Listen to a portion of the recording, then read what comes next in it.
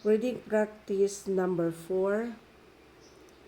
Dear Mr. Edwards, it is with great pleasure that we welcome you as a subscriber to condensed books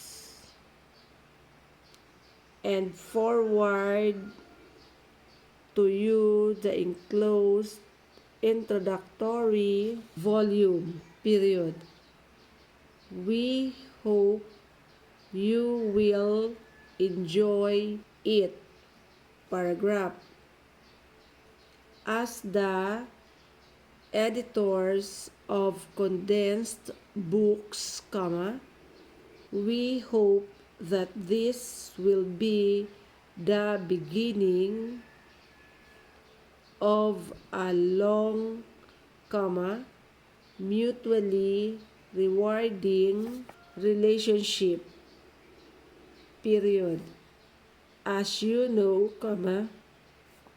you will receive 5 volumes of at least 500 pages each at the exceedingly low price of $5 each, plus 28 cents postage, paragraph.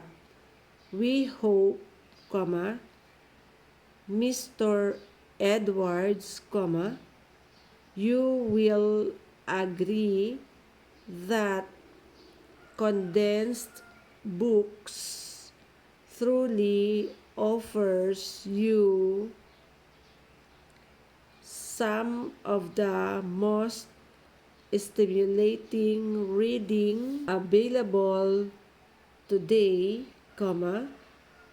while enabling to make savings in time and money, period. Very truly yours,